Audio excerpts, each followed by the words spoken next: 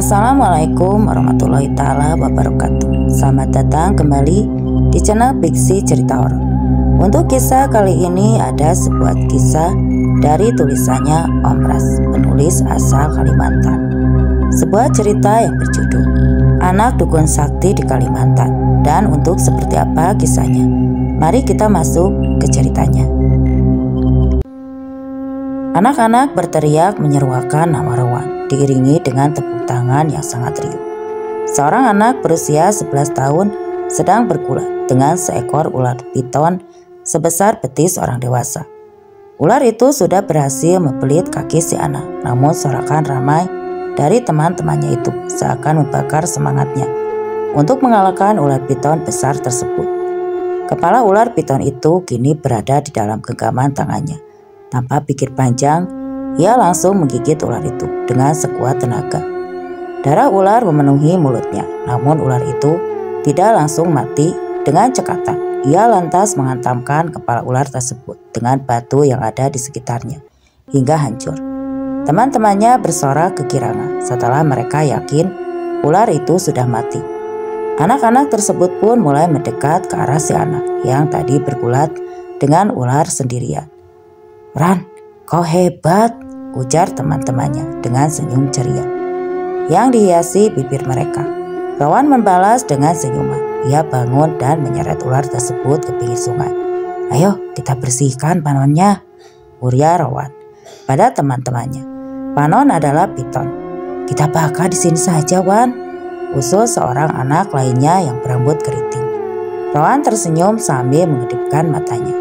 Teman-temannya yang paham maksud dari ke depan itu pun langsung meloncat senang. "Mendingan kita bagi rata, sebagian kita bawa pulang untuk lauk nanti malam," ujar Rowan. "Wah, dimasak pedas enak, Wan," ujar temannya. Setelah selesai membagikan dagingnya, anak-anak itu lalu membakar sedikit daging ular tersebut untuk disantap di pinggir sungai. Sore itu setelah kenyang, mereka pun memutuskan untuk pulang sambil mendayung. Sesampainya anak-anak itu menyanyikan lagu rohani agama Keharingan dengan sangat serius. "Terima kasih daging pongannya, Wan. Besok kita pergi berburu lagi ya," ujar teman-temannya. Sebelum mereka berpisah, Rowan mengangguk sambil tersenyum. "Aku pulang," ujar Rowan. Saat ia masuk ke dalam rumahnya, terlihat seorang wanita berusia 40 tahunan sedang membuat keranjang dari rotan. "Gantung dagingnya di dapur," kata wanita itu tanpa mengalihkan pandangan dari keranjang rotan. "Iya Inai, sudah tahu, padahal kan aku mau buat kejutan." Wanita itu terkekeh. "Oleskan kakimu dengan minyak supaya bekas lilitan ular itu tidak membiru." "Iya Inai, bisa tidak kalau Inai jangan menyuruh peliharaan Inai itu untuk mengikutiku. Aku bisa menjaga diri sendiri Inai," ujar Rowan kesal. "Inai tidak menyuruhnya, tapi dia sendiri yang ingin mengikutimu." Rowan berjalan ke arah dapur. Dia meletakkan daging ular itu di dalam keranjang rotan, lalu menggantungnya pada besi kecil yang berbentuk seperti es yang sudah tersedia di sana. "Anai kemana Inai?" tanya Rowan. "Itu Mang Kunyit tadi dijemput orang." "Lama Nai?" Wanita itu mengangkat bahunya. "Permisi," ujar seorang di luar rumah. Mendengar suara itu, ibunya Rowan lantas beranjak dari duduknya. "Ada apa Yong?" tanya ibunya. Rowan yang sudah berdiri di depan pintu.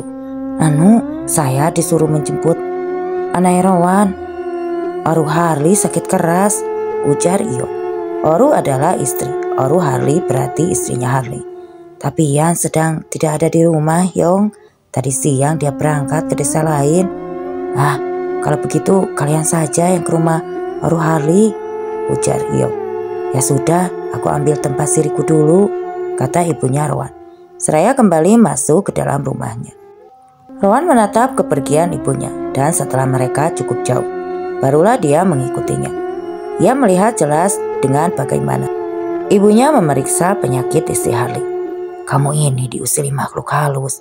Coba kamu ingat-ingat apa yang sudah kamu lakukan sampai mereka semarah ini," ujar Liana kepada Oru Harli yang terbaring lemah dengan mata tak berdaya.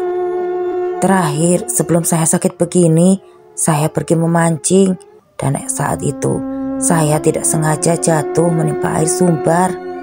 Air sumbar adalah air berminyak berwarna-warni yang keluar dari tumpukan sar atau pasir sumbar, dipercaya merupakan jalan dari para makhluk halus. Itu sudah kamu merusak jalan mereka dan menghalangi mereka lewat, ujar Liana. Lantas Liana meminta bara api yang diletakkan di dalam wadah pada Harley. Setelah bara apinya siap, Liana kemudian memasukkan serbuk kemenyan ke dalamnya. Seketika aroma kemenyan yang menyeruak tercium Liana. Liana terlihat merampalkan mantra, lalu tiba-tiba ia menundukkan kepala. Perlahan-lahan tubuh Liana mulai bergerak aneh. Ia merangkak mendekati Aru Harley. Setelah mendekat, Liana langsung mendekatkan mulutnya ke bagian tubuh Aru Harley yang sakit. Ia menjilati bagian tubuh yang sakit itu cukup lama. Saat ia meludah ke dalam mangkok putih yang sudah disediakan, terlihat ada butiran pasir, kerikil, dan juga serpihan daun busuk berwarna hitam. Liana mengulang apa yang dilakukannya itu sebanyak beberapa kali, hingga butiran pasir, kerikil, dan daun busuk itu tidak ada lagi. Ketika ia meludah, kepala Liana kembali tertunduk. Beberapa saat kemudian, ia mengangkat kepalanya dan menatap Aru Harley. Besok sore, letak ketan dan sebutir telur ayam kampung di dekat sumber tempat kamu terjatuh itu, ujar Liana, lalu beranjak dari duduknya. Terima kasih banyak, Kak, ucap Harley seraya memberikan plastik hitam berisi beras pada Liana. Liana mengangguk dan menerima plastik tersebut. Sesampainya di rumah, Rowan yang sudah sedari awal mengikuti ibunya pun langsung menyerbu kantong plastik yang ibunya bawa. Rupanya selain beras di dalam plastik itu juga terdapat uang sebesar 50 ribuan dan paku. Nay, uangnya buat aku ya, ujar Rowan. Ya ambil Ran. Rowan merupakan anak dari pasangan dukun sakti yang cukup terkenal di desa mereka. Bahkan ayahnya Rowan seringkali dijemput ke desa-desa lain oleh orang yang meminta bantuan padanya. Rowan memiliki wajah yang berbentuk opal dengan alis mata yang tebal, mempunyai hidung yang mancung dan bibir yang tipis dengan rambut lurus berwarna merah gelap. Alami, ya, putih dan tubuhnya cukup tinggi bila dibandingkan dengan teman-teman sebayanya. Rowan merupakan anak tunggal dari pasangan Liana dan Hajak Liana. Merupakan anak seorang basi atau dukun. Ketika orang tuanya meninggal, Liana lah yang mewarisi ilmu orang tuanya. Hanjak tidak jauh berbeda. Ia memiliki keluarga yang juga aktif dalam dunia perdukunan. Jadi bagi Rowan hal-hal mistis dan gaib bukanlah hal yang tabu baginya. Bahkan di usianya yang masih sangat muda itu, Rowan sudah diajari oleh orang tuanya tentang ilmu perdukunan. Namun meski begitu, dia tidak tertarik untuk mempraktekkan langsung. Dia lebih suka mempelajari kuntau dan cara bertarung fisik dibandingkan secara gaib. Di usia yang menginjak 11 tahun itu, Rowan sudah 2 kali batamat kuntai. Ia sangat mahir dalam ilmu bela diri. Tapi walaupun dia ahli dalam ilmu bela diri, dia tidak pernah menggunakan keahliannya itu untuk menakali anak-anak lain. Itulah kenapa Rowan sangat disukai oleh anak-anak di desanya. Hari itu sepulang dari sungai untuk pertama kalinya, ia mendengar orang tuanya bertengkar hebat. Suara ibunya melengking terdengar sampai luar. Begitupun juga suara ayahnya yang tak kalah nyaring membentak sang ibu. Rowan tidak berani untuk masuk ke dalam rumah. Ia berdiri diam sambil mendengarkan apa yang orang tuanya sedang perdebatkan. Itu, aku mau membantunya karena aku sanggup. Kalau aku tidak sanggup, aku juga tidak akan membantunya, ujar Hanjak nyaring. Yang kau pikirkan hanya membantu orang, apa kau tidak tahu siapa yang akan kau hadapi itu? Teriak Liana gusar. Aku tahu, tapi aku sudah berjanji akan membantu mereka. Apa bayarannya sepadan dengan nyawamu, yang akan kau pertaruhkan untuk membantu mereka? Liana, sejak kapan kau jadi perhitungan seperti ini, Sejak ada Rowan, apa kau tidak lihat anakmu sudah semakin besar? Apa kamu mau anakmu membesar tanpa kamu? Aku tidak akan mati, Liana. Kau terlalu khawatir. Aku berjanji, Ini adalah yang terakhir kalinya. Setelah ini, aku tidak akan lagi menekuni ilmu hitam, ujar Hanjak bersujud di depan Liana. Akhirnya Liana pun luluh dan mengizinkan suaminya untuk membantu sebuah keluarga yang terkena serangan santet. Rowan menarik napas lega ketika kedua orang tuanya sudah berbaikan. Malam itu udara dingin kian menusuk. Rowan masih belajar di dekat lampu minyak di tengah rumah, sementara ibunya masih asik membuat kerajinan tangan dari rotan. Sedangkan ayahnya berada di pondok kecil di belakang rumah, tempat sang ayah melakukan ritual berdukunan. Tiba-tiba saja angin yang entah dari mana bertiup kencang mematikan lampu minyak di dalam rumah itu. Diiringi suara atap rumah mereka yang berbunyi. Dilanjut dengan suara ledakan, seperti ada yang melempar petasan di atas sana. Di saat Rowan masih terheran-heran dengan apa yang terjadi, ibunya langsung memeluknya dengan erat.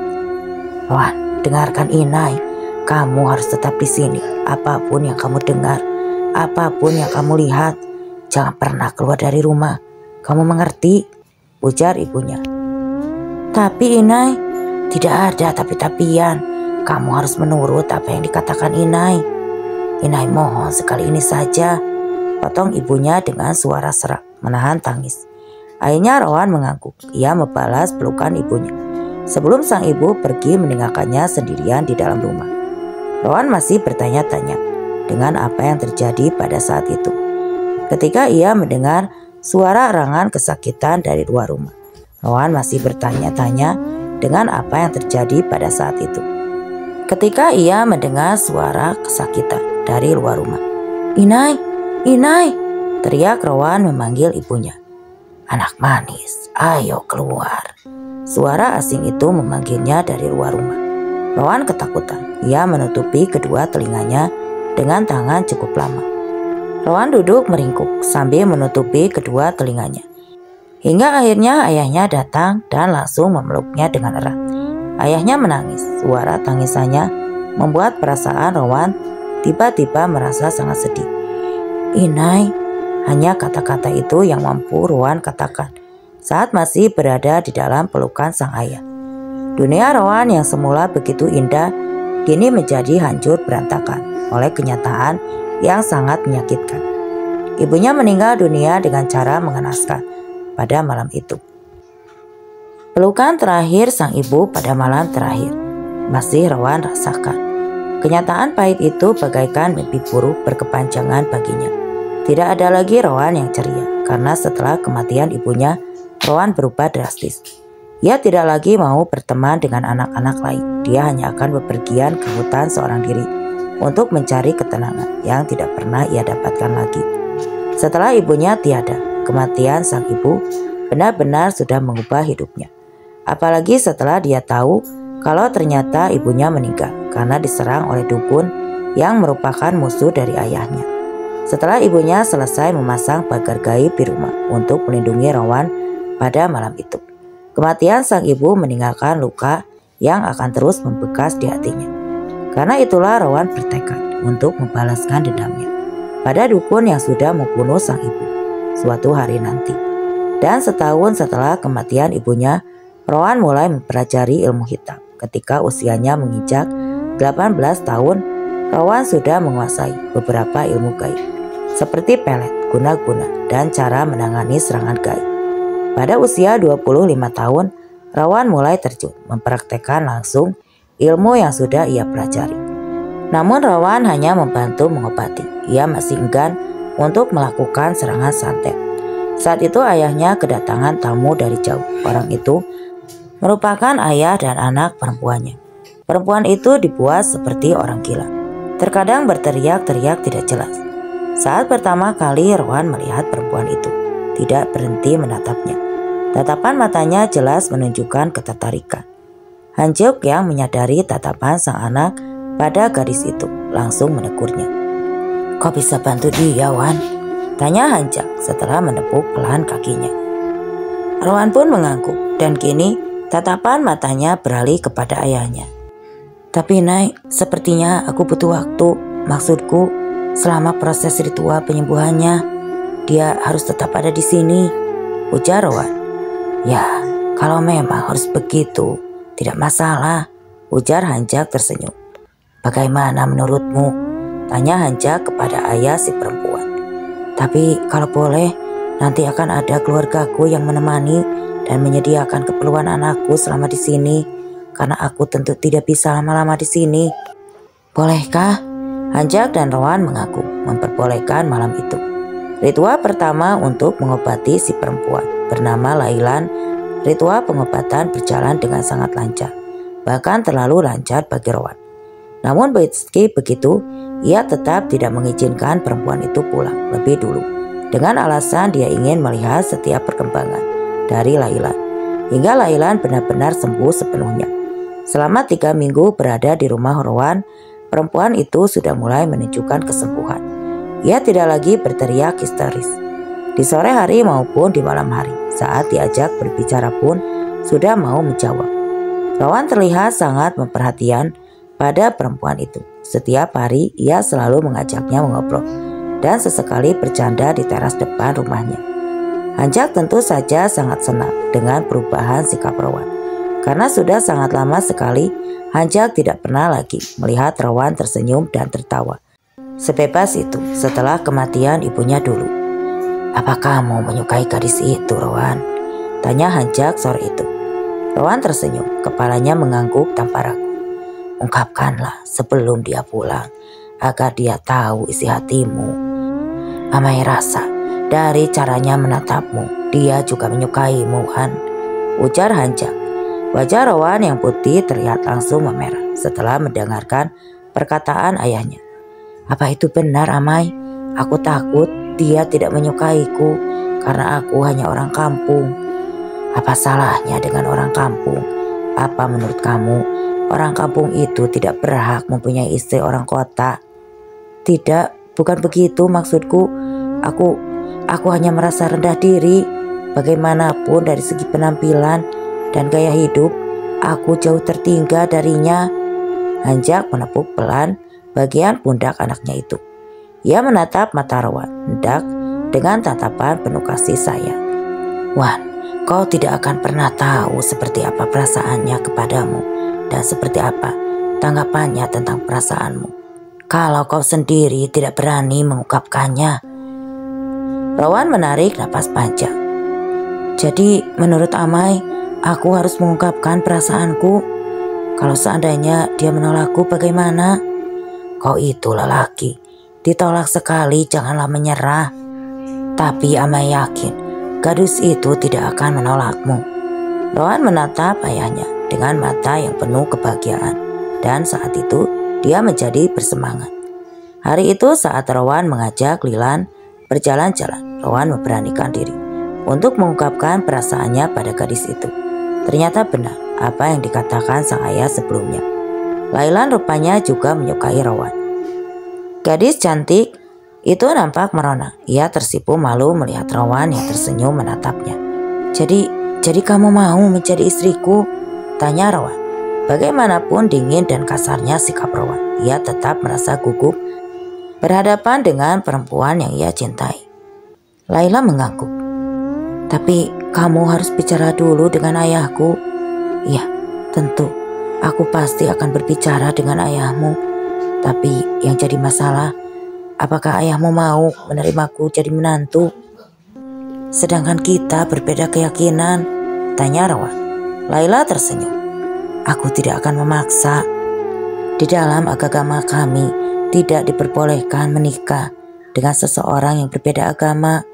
Walaupun mungkin pernikahan itu bisa diakali dengan mendapatkan akta nikah yang sah oleh negara, tapi hal itu tetap tidak sah di mata agamaku, dan sampai kapan kita akan tetap dicap sebagai pencina, kata Laila.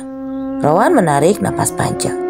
Kalau memang kamu memintaku untuk masuk Islam, maka aku akan melakukannya. Aku bisa melakukannya untukmu, ucap Rowan serius. Laila tersenyum. Ia menggenggam tangan Rowan. Aku tidak akan memintanya kalau kamu tidak keberatan, Rowan. Rowan membalas senyum gadis itu. Kepalanya mengangguk pelan. Hatinya terasa berbunga-bunga. Lalu kemudian keduanya berjalan sambil berpegangan tangan. Amai akan pergi ke rumah Rigen.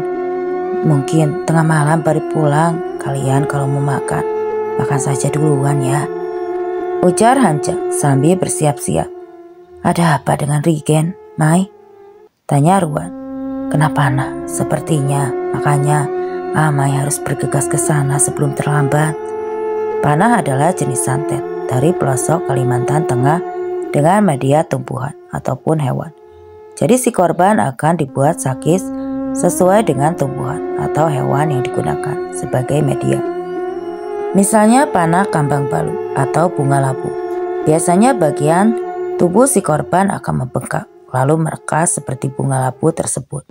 Kalau tidak segera diobati, maka korban akan mati secara tersiksa. Biasanya yang menggunakan jenis santet ini memiliki dendam yang sangat besar sehingga tega membuat korban menderita sakit terlebih dahulu sebelum kematiannya. Aku ikut, Mai. Sudah, tidak usah. Kamu di sini saja. Amai yakin? Hanjak mengangguk. Oh iya, tentang kamu yang ingin masuk agama Islam, Amai izinkan, ucap Hanjak sebelum pergi. Terima kasih, Amai. Tapi ingat, Rowan, kamu harus betul-betul jangan sampai mempermainkan agama. Iya, Mai, aku tahu. Setelah ayahnya pergi, Rowan lantas mengajak Lailan dan juga kakak sepupu dari calon istrinya itu untuk makan bersama. Meskipun selama ini Lailan tinggal di rumah Rowan yang menganut agama Keharingan, namun Rowan dan ayahnya sangat baik. Mereka juga menyediakan peralatan memasak yang baru untuk Lailan dan keluarganya. Bahkan selama Lailan berada di rumahnya, Rowan dan ayahnya juga tidak pernah lagi memasak daging babi karena sangat menghargai tamunya. Rasa toleransi antara umat beragama terjalin dengan sangat baik di sana.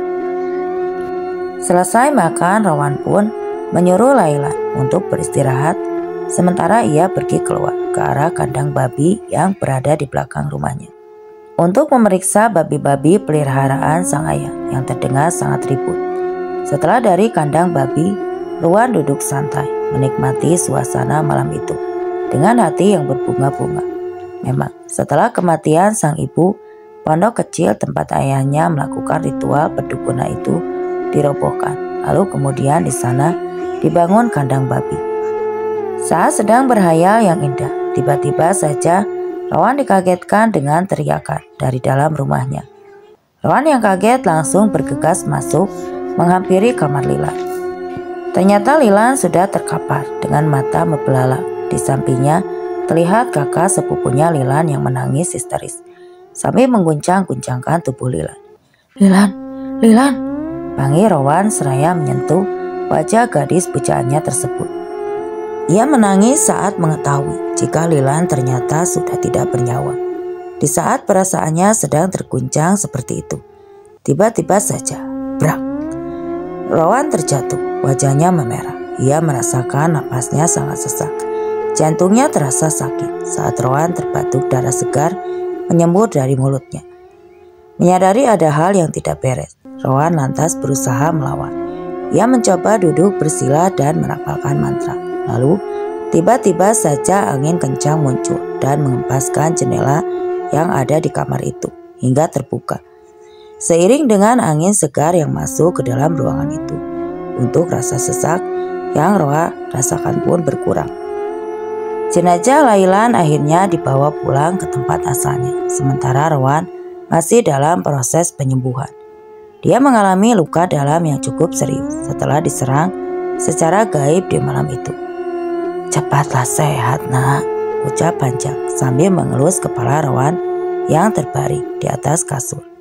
Di alam bawah sadarnya dia bermimpi bertemu dengan seorang wanita parubaya. Wanita itu mengaku sebagai musuh bebuyutan dari ayahnya, dan apa yang terjadi pada Lailan merupakan pesan yang dikirimkannya sebagai bentuk tantangan pada Hanjak dan Rowan. Ketika Rowan terbangun, ia langsung menceritakan mimpinya itu kepada sang ayah. Hanjak yang mendengar cerita dari Rowan seketika terdiam, matanya menatap keluar jendela. Napasnya terdengar berat. Rowan, dulu Amai punya teman, namanya Banyai Bunge. Kami dulu berdua belajar kunto pada guru yang sama. Manyang sangat cantik, namun sikapnya kasar dan semaunya kepada orang lain. Dan sikapnya juga keras kepala. Dia selalu ingin mendapatkan apa yang dia mau. Dan Amai tidak suka dengan sikap keras kepalanya itu. Tapi meskipun Amai sudah mencoba menjauhi, Manyang selalu punya cara untuk tetap menjalin pertemanan dengan Amai. Hingga akhirnya kami sama-sama tamat kuntau dan kami berpisah untuk menjalani hidup masing-masing. Tapi beberapa tahun kemudian kami bertemu lagi dan Manyang mengungkapkan dengan sangat jelas kalau dia ingin menikah dengan Amai. Padahal saat itu Amai sedang menjalin hubungan dengan Inaimu. Saat dia tahu Amai akan menikah dengan Inaimu, dia marah besar dan dia juga bahkan sampai bersumpah kalau tidak bisa bersama dengan Amai, maka Inaimu juga tidak boleh bersama Amai. Lalu setelah itu dia menghilang sangat lama, sampai Amai sendiri pun juga sudah lupa padanya. Tapi pada akhirnya dia muncul lagi. Dan saat itu kami bertemu sebagai musuh. Dia menjadi dukun santet dan menjadi lawan Amai. Itulah kenapa dulu Inaimu sangat melarang Amai.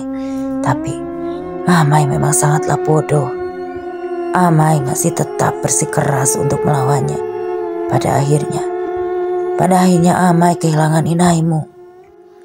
Amai sangat menyesal, Wan. Dan sekarang Amai kehilangan calon menantu, bahkan juga hampir kehilanganmu. Amai tidak bisa tinggal diam lagi, Wan. Amai harus membalaskan dendam ini. Cerita Hanjak.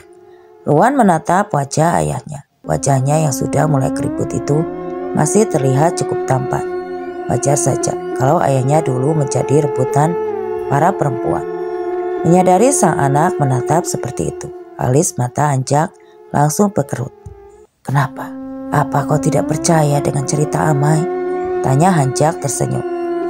Aku percaya dan aku yakin cerita itu benar adanya. Karena meski dilihat dari sisi manapun, Amai memang terlihat tampan. Hanjak tersenyum kecil. Mungkin itulah alasan kenapa kau diperebutkan gadis-gadis, Wan. Ah, mana ada begitu, ujarnya membantah perkataan sang Amai. Kau saja yang tidak menghiraukan mereka. Aku ingin membantu Amai. Ruan mengalihkan topik pembicaraan. Tidak usah, Wan. Ini adalah urusan Amai. Kau tidak perlu ikut campur. Amai sendiri yang akan menyelesaikan masalah ini dengan Manyang. Ruan terdiam. Mana mungkin ia bisa membiarkan ayahnya melawan dukun wanita yang sudah membunuh ibu dan juga calon istrinya seorang diri. Ilmumu masih jauh di bawahnya, Wan. Kau tidak akan menang meskipun kau sudah mengerahkan seluruh ilmu yang kau punya, ujar Hanjak. Seakan tahu apa yang sedang dipikirkan Rawan. Lalu Amai apakah harus diam saja? Ia memiliki dendam kepada perempuan itu. Sekarang bukan hanya Amai, dia sudah membunuh 2 wanita yang sangat aku cintai dan aku tidak akan tinggal diam lagi, ujar Rawan tegas. Hanjak menarik napas panjang. Kalau kau ingin membalaskan dendammu padanya, kau harus memperkuat ilmumu terlebih dahulu. Kau harus menjadi kuat, jauh lebih kuat dari Wan. Rawan menghela napas panjang. Matanya masih menatap ayahnya dengan lekat. Tapi bagaimana caranya, Amai? Belasan tahun aku mempelajari banyak hal dan ilmu santet, tapi aku tetap saja kalah dengan dukun itu. Ada satu orang yang aku kenal yang ilmunya jauh di atas Manyang, ujar Hanjak. Rawan mengerutkan alis. Apa dia guru Amai? Hanjak mengeleng. Tidak, dia jauh lebih muda daripada Amai. Awalnya pertemuan Amai dengannya saat Amai dipanggil untuk mengobati orang di desanya. Siapa dia, Mai? Dan di mana rumahnya? Tanya Rowan penasaran. Namanya Robert. Desanya cukup jauh dari sini, ujar Hanjak. Meskipun Rowan belum pulih sepenuhnya, Rowan tetap memaksakan diri untuk pergi menemui Robert di kediamannya. Tekadnya sangat kuat untuk bisa berguru kepada Robert, dengan tujuan agar bisa mengalahkan Manyang yang sudah membunuh ibu dan juga calon istrinya. Singkat cerita, setelah menempuh perjalanan berjam-jam, akhirnya Rowan sampai di desa Robert. Namun Rowan cukup kesulitan untuk mencari keberadaan rumah Robert. Untung dia tetap teguh dalam kebingungannya itu. Ada seorang warga desa yang berbaik hati mau mengantarkannya menuju ke rumah Robert.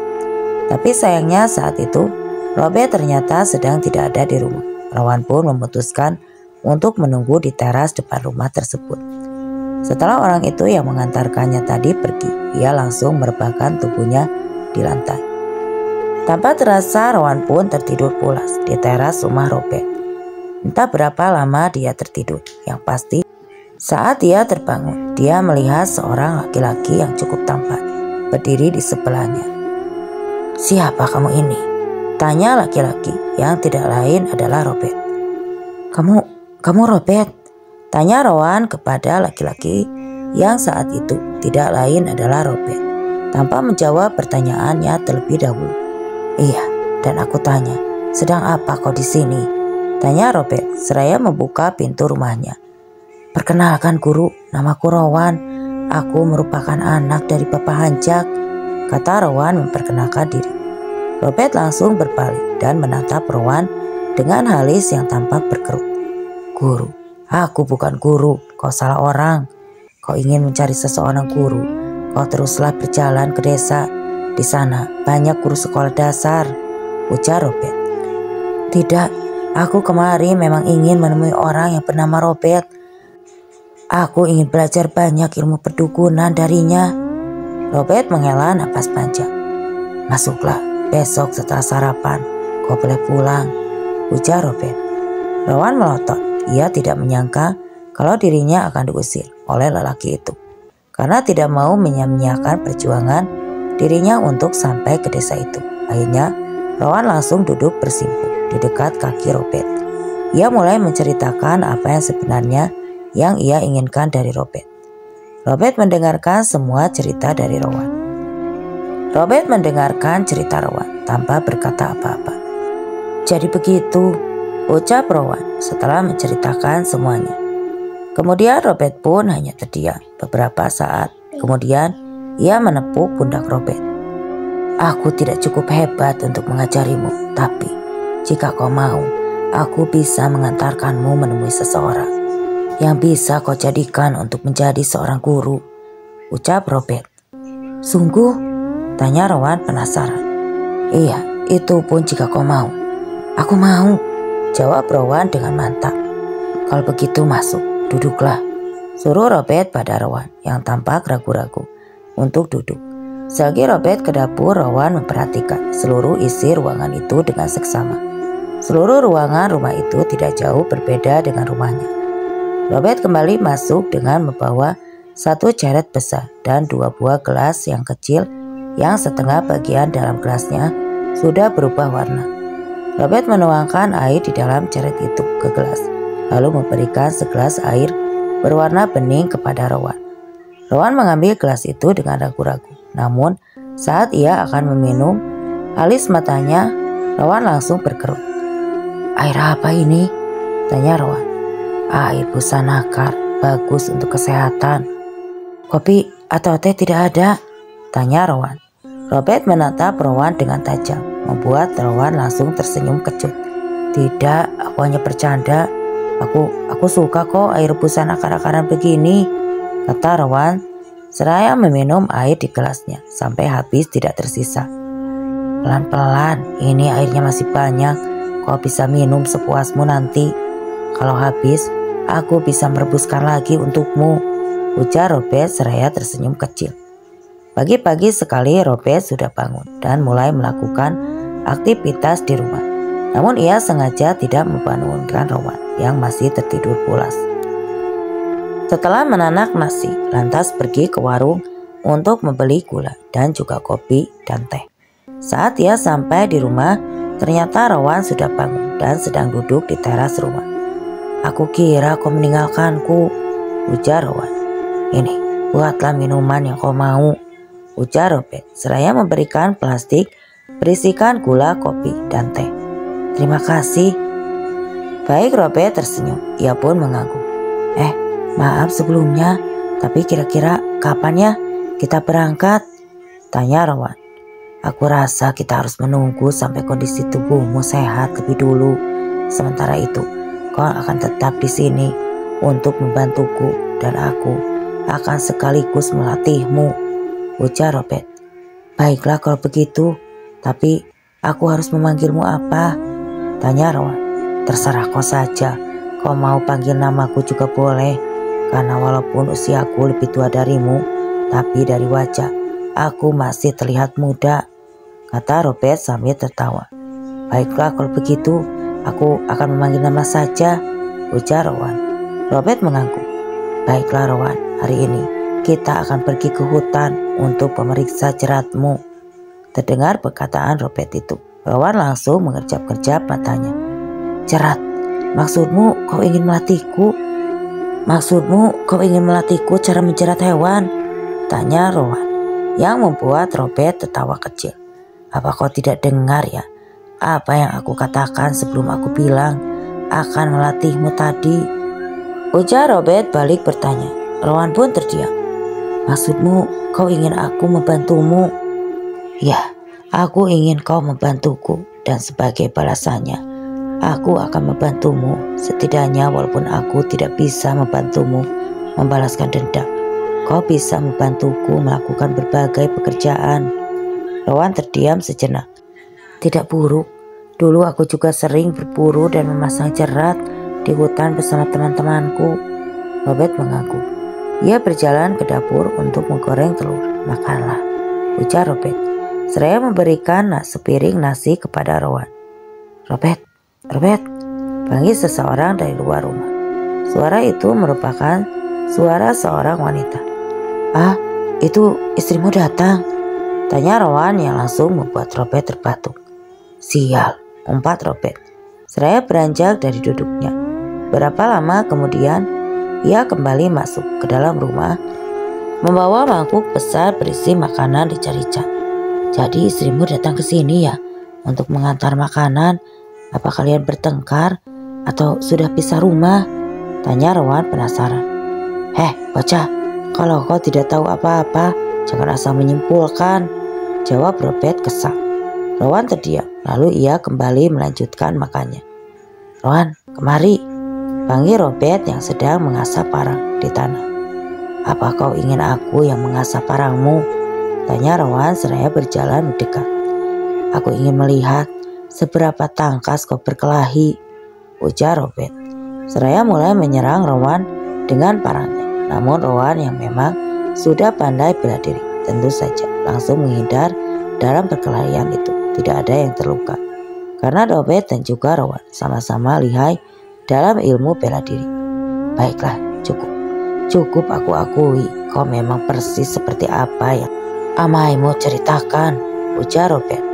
Tutup pintunya, kita pergi sekarang, lanjut Robert seraya menyarungkan parangnya.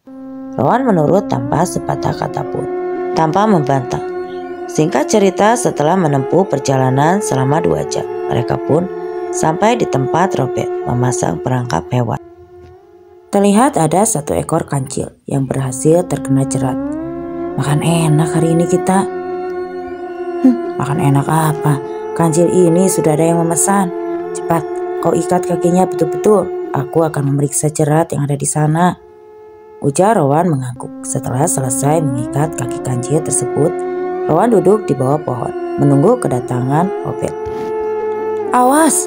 Teriakan dari Robert yang mengagetkan Rowan. Sekaligus juga terdengar suara dahan patah dari atas pohon. Dengan refleks Rowan langsung menghindar. Namun sayang, kancil yang tadi terikat mati begitu saja karena tertindih dahan pohon yang besar itu. Robert tidak bergerak dari tempatnya berdiri. Matanya lekat menatap ke atas pohon, membuat Rowan ikut penasaran. Dan akhirnya ikut mendongakkan kepalanya ke atas. Terlihat di sana, di atas ada seekor kera besar berbulu putih. Kera putih itu menatap Rowan. Lalu kera putih itu pun mengeluarkan suara nyaring seperti sedang mengejek. Robert langsung mengeluarkan parangnya. Lalu tanpa aba-aba, ia lantas melemparkan parang itu ke arah si kera tanpa diduga-duga. Kera putih itu pun mampu menghindar, dan tidak hanya sekedar menghindar. Kera putih tersebut juga berhasil menangkap parang yang Robert lemparkan ke arahnya.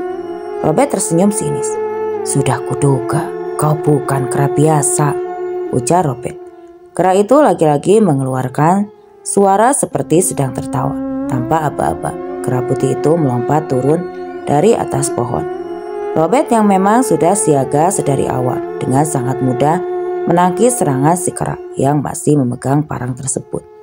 Kera putih itu berkelahi layaknya manusia. Gerakannya lincah dan sama hebatnya dengan Robert. "Apa-apaan ini?" gumam Rowan bingung. Mulut Robert terlihat berkumat kamit. Lalu dengan satu gerakan, akhirnya Robert berhasil mengalahkan si kera itu. Kera itu dipegangi bagian perutnya. Matanya tajam menatap ke arah Robert. Lalu kemudian kera putih itu naik ke atas pohon dan kabur begitu saja. "Apa itu tadi, Bang Kuy?" tanya Rowan, tidak bisa menyembunyikan rasa penasarannya. "Dia jelmaan dukun wanita yang ingin membunuhmu," ujar Robert seraya memungut barangnya. "Lalu kenapa kau biarkan dia pergi begitu saja? Harusnya kau bunuh saja dia itu." "Bukan urusanku. Aku melawannya pun karena dia menyerangku lebih dulu," ujar Robert dingin. Rowan tampak kaget dengan perkataan Robert. "Kalau begitu, kau harusnya biarkan saja aku mati tadi," ujar Rowan gusar. "Membawa jasadmu yang remuk tertimpa dahan pohon itu akan sangat merepotkanku. Sialan, dasar gila. Pantas saja kau membujang sampai tua kalau sikapmu saja tidak berperi kemanusiaan," bentak Rowan penuh amarah. "Heh, bocah, kenapa kau malah bawa-bawa urusan pribadiku?" bentak Robert marah. Rowan tidak mempedulikan Robert. Dia langsung pergi meninggalkan Robert yang masih mengomel padanya. Sepanjang perjalanan pulang, keduanya sama-sama terdiam. Tidak ada percakapan yang terjadi. Sesampainya di rumah Robert, Rowan langsung mengemasi barang-barangnya. Ia berminat untuk pulang malam itu juga. Robert menghela napas panjang, lalu perlahan-lahan dia mendekati Rowan. "Maaf, tidak seharusnya aku mengatakan perkataan sekasar itu pada anak manja sepertimu. Tapi kau harus tahu, di luar sana akan ada banyak perkataan kasar yang akan kau terima nantinya saat kau sudah benar-benar menjadi seorang dukun, dan kau harus terbiasa dari sekarang untuk itu.